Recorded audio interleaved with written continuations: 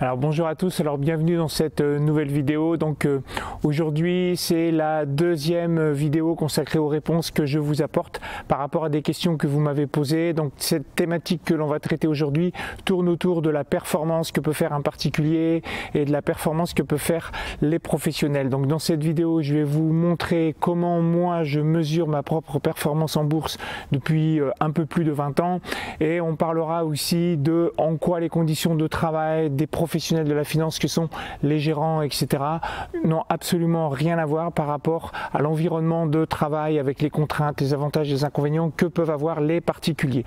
Voilà, je vous partage tout ça derrière le PC. Je vous dis donc à tout de suite.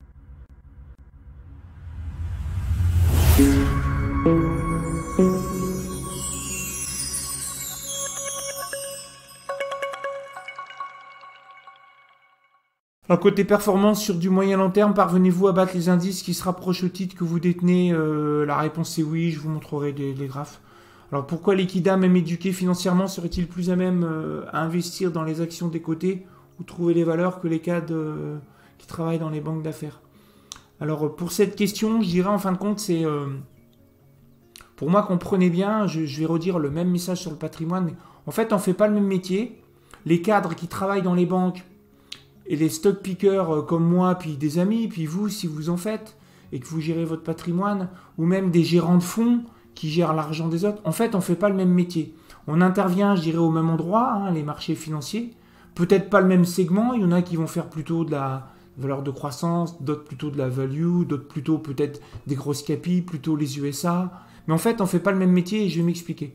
Donc les gens qui travaillent dans les banques d'affaires, et les gens qui travaillent pour les fonds, en fin de compte, donc banque d'affaires, ils gèrent en fin de compte, alors des fois c'est des gens qui sont salariés, donc qui sont pas du tout alignés pareil que vous si vous mettez 3000 € dans une entreprise, enfin c'est quand même vos sous, donc là quand vous êtes salarié c'est pas pareil que vous gérez l'argent des autres, donc vous voyez, c'est, enfin, la conception de j'interviens sur les marchés, c'est pas la même quoi, on appelle ça la peau en jeu quoi, skin in the game, quand vous êtes particulier et que vous mettez un bout de votre patrimoine en bourse, vous êtes la peau en jeu. Il faut pas merdouiller, quoi. Donc, il faut faire attention. Tandis que les banques d'affaires, ils font pas le même métier.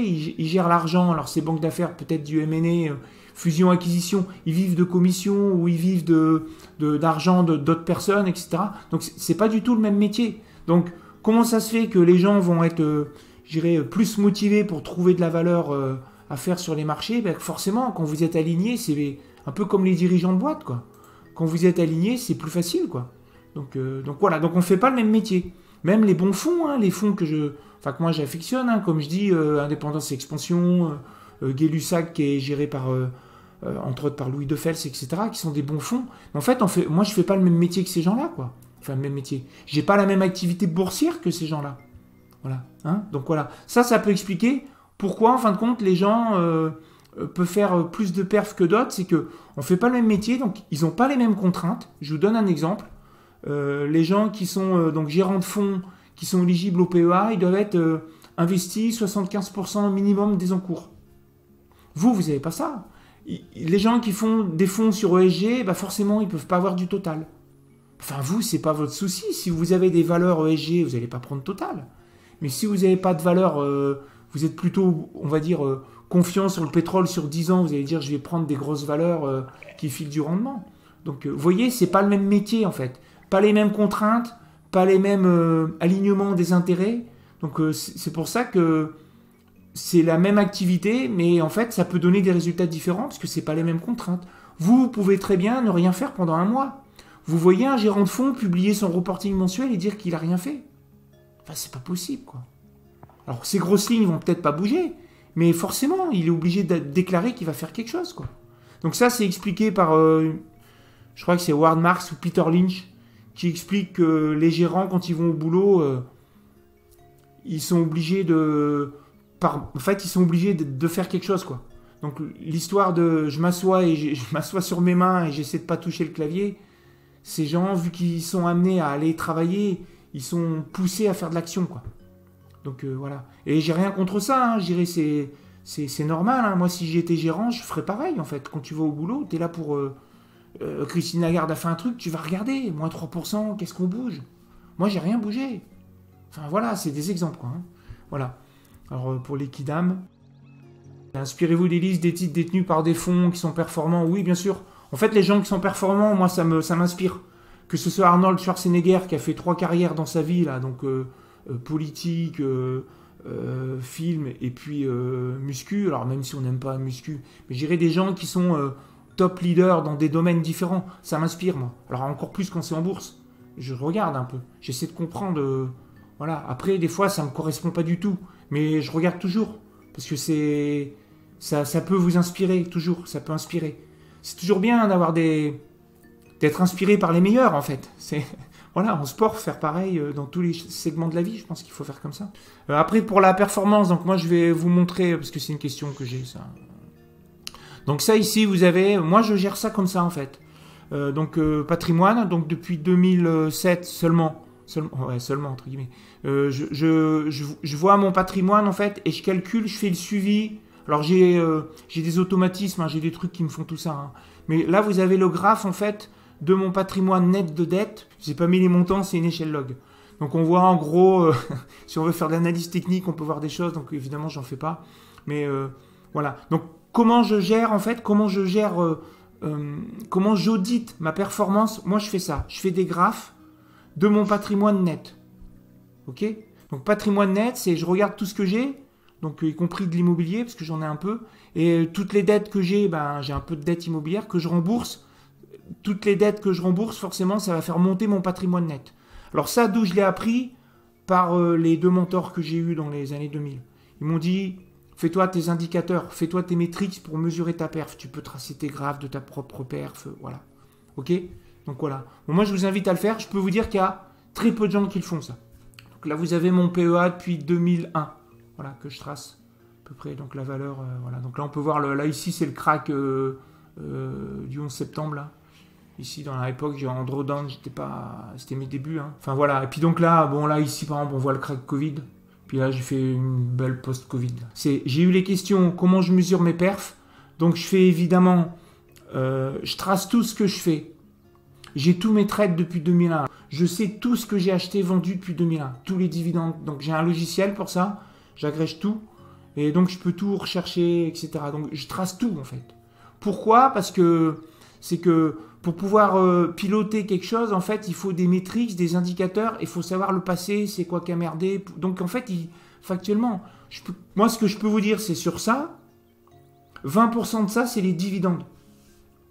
C'est assez incroyable. Mais ça, c'est mesuré. C'est pas du pipeau de machin.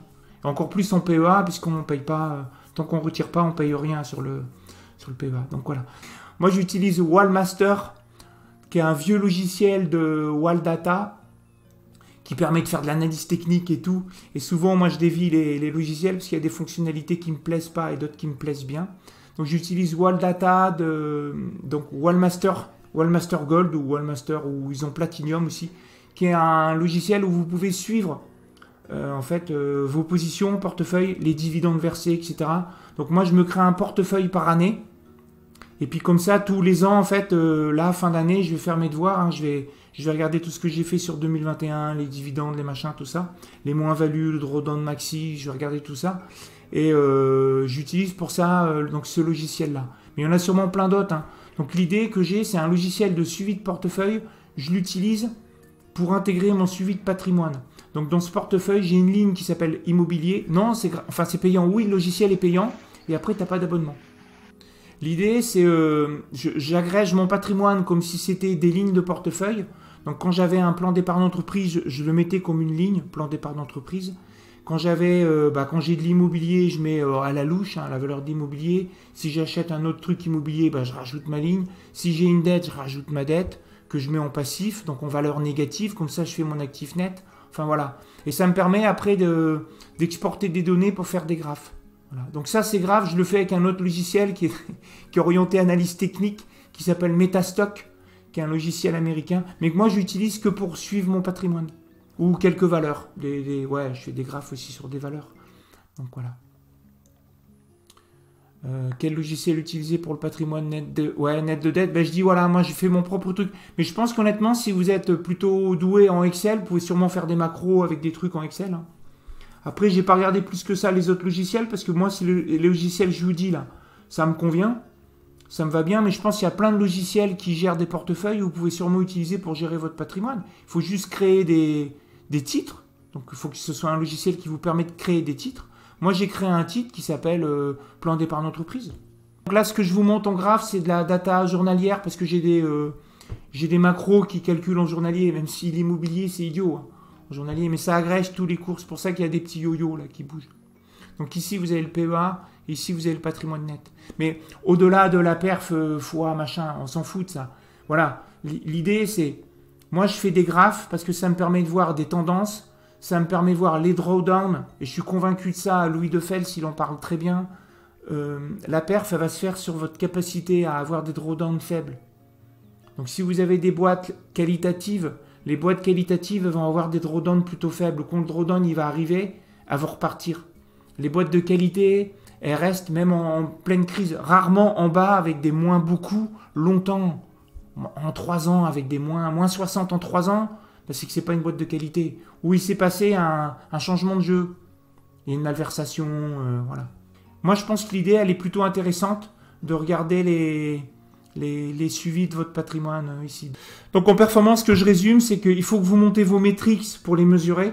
Peu importe, hein. Puis peu importe les outils. Ce qu'il faut, c'est que vous comprenez bien ça. Enfin, c'est comme en sport ou n'importe quoi. Si vous mesurez rien, ou les gens qui veulent améliorer leurs finances, perdre du poids, progresser en sport, progresser au boulot, mieux manager son équipe, si vous n'avez pas des métriques en fait pour mesurer ce que vous faites, les actions, puis comment ça se passe, bah, comment voulez-vous piloter le truc quoi.